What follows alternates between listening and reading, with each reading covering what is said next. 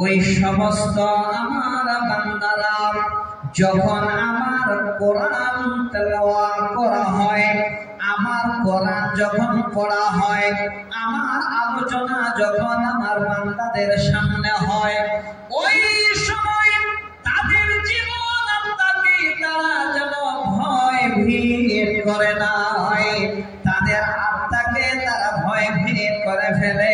একবার আপনারা ভালো করে শুনে রাখেন, আল্লাহর কোরআন এখানে আছে, দেখতে কিতাবটা ছোট মনে হয়, এই কোরআনের ভিতরে পৃথিবীর জমিন আসমান যা যাবতীয় আছে, পৃথিবীর যত রকমের সমস্যা আছে, সমস্ত সমস্যার সমাধান কোরআনে আছে।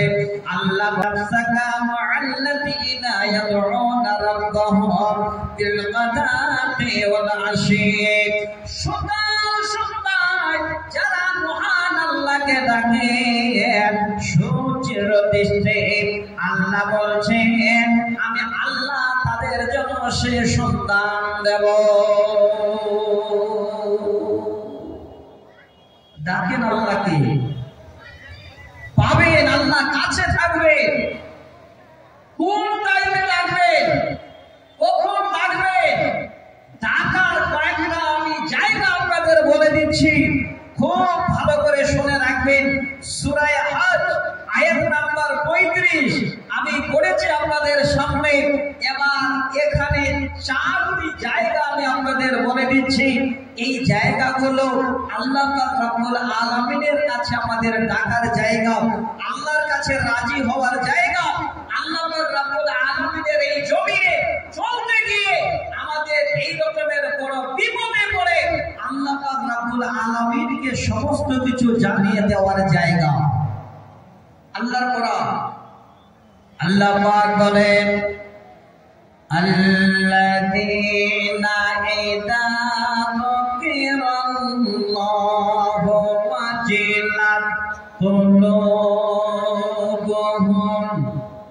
এক নাম্বার হলো আল্লাহ বলছেন বান্দা, ওই সমস্ত আমার বান্দারা যখন আমার কোরআন তেলাওয়াত করা হয়, আমার কোরআন যখন পড়া হয়, আমার আলোচনা যখন আমার বান্দাদের সামনে হয়, ওই সময় তাদের জীবন আত্মাকে তারা যেন ভয় ভীত করে না হয়, তাদের আত্মাকে তারা ভয় ভীত করে ফেলে। একবার আপনারা ভালো করে শুনে রাখেন, আল্লাহর কোরআন এখানে আছে, দেখতে কিতাবটা ছোট মনে হয়, এই কোরআনের ভিতরে পৃথিবীর জমিন আসমান যা যাবতীয় আছে, পৃথিবীর যত রকমের সমস্যা আছে, সমস্ত সমস্যার সমাধান কোরআনে আছে। আল্লাহ বলেন বান্দা আল্লাযীনা ইযা যুকিরাল্লাহু ওয়াজিলাত কুলুবুহুম, আমার কোরআন শুনে, আমার কথা শুনে যাদের এই রকমের দিনটা যেন ভয় ভীত হয়ে যায়। এক নম্বর জায়গা হলো আল্লাহর কোরআন শোনার একটা সুযোগ। দ্বিতীয় নম্বরে হলো ওয়াসসাবিরিনা আলা মা আসাবাহুম। আল্লাহ বলেন বান্দা আমার জমিনে আমি তোমাকে খাবার দিচ্ছি, আমার জমিনে আমি আল্লাহ তোমাকে শোয়ার ব্যবস্থা করে দিয়েছি, আমার জমিনে আমি তোমাকে 10টা ছেলে ফেলে দিয়েছি। হ্যাঁ বান্দা, আমার জমিনে চলতে গিয়ে হঠাৎ করে যদি রকমের তোমার কানে সংবাদ চলে আসে 10টার মধ্যে একটা সন্তান আমার মারা গেছে, 10টা সন্তানের মধ্যে একটা সন্তান অ্যাক্সিডেন্ট করে দিয়েছে,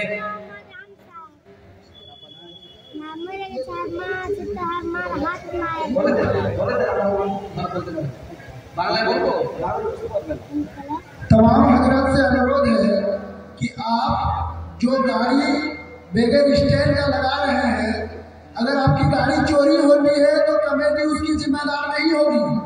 तमाम हजरात से निवेदन है कि आप अपनी गाड़ी स्टैंड में लगाएं और मदरसा के अगल बगल में कमेटी की गाड़ी लग सकती है क्योंकि उनको जाना पड़ रहा है।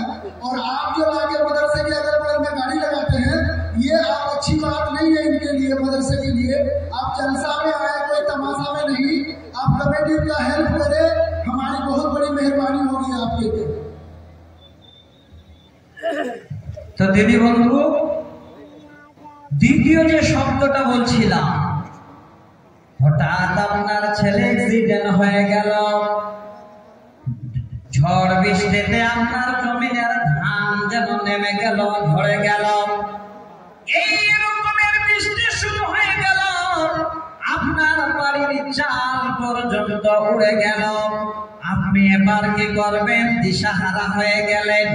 আপনার সেখানে ছেলে মেয়ে ভাই ভাতিজা কেউ যেন কাজে লাগে না। আল্লাহ বলেন, বান্দা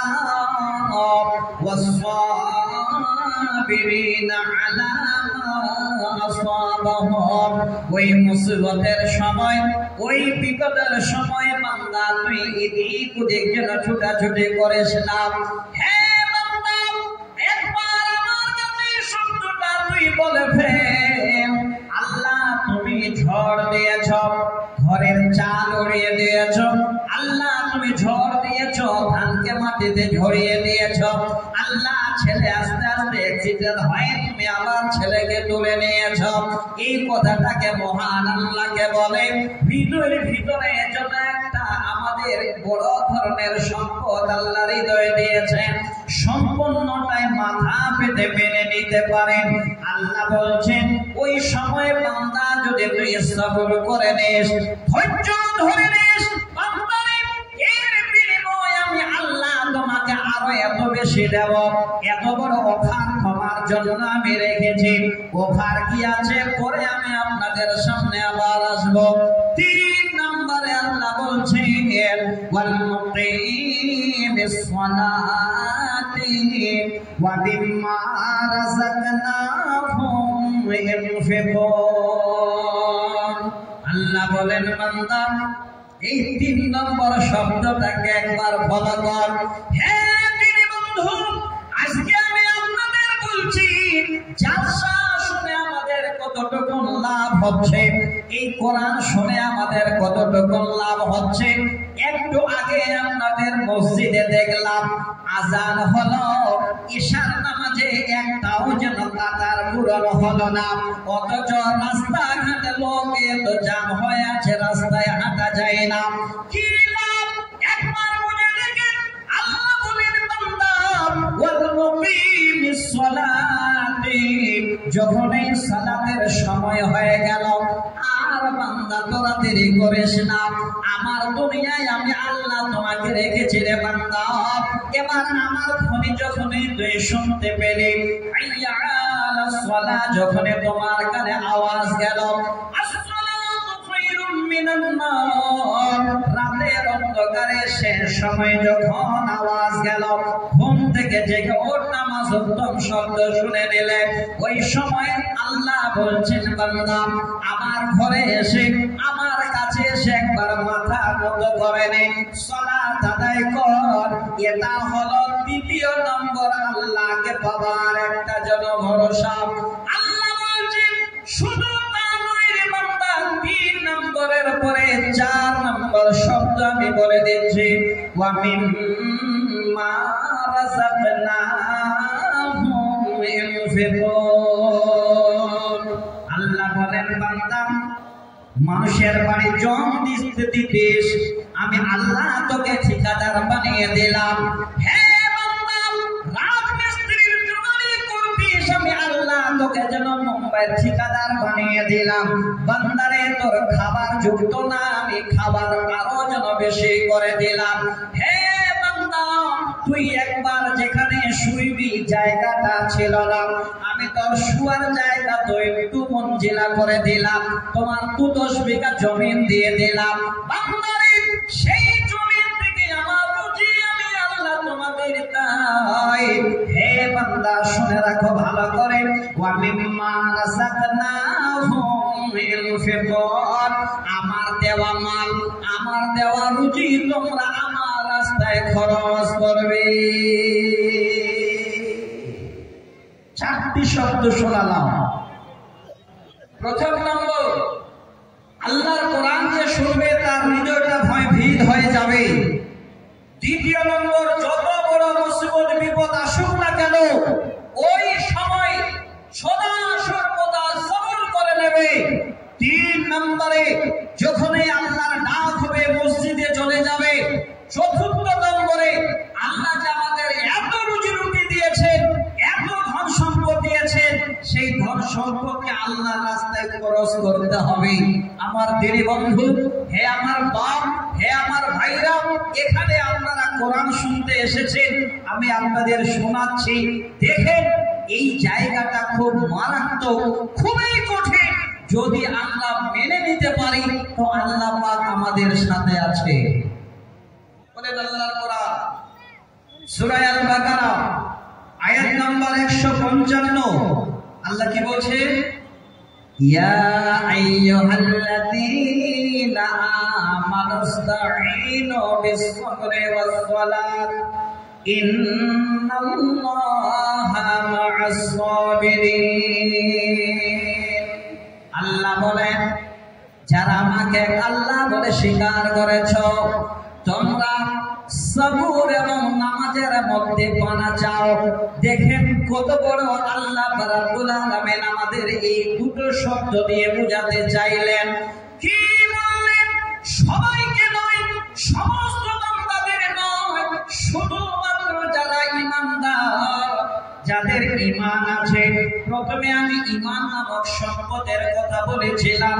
যাদের ঈমান আছে, আল্লাহ পাক যেন সেই ঈমানদারদের ডেকে বলছেন, হে ঈমানদার বান্দারে, নামাজ এবং সালাত ধৈর্যের মাধ্যমে তোমরা পানা চাও। ইন্নাল্লাহা মা'আস-সাবিরিন।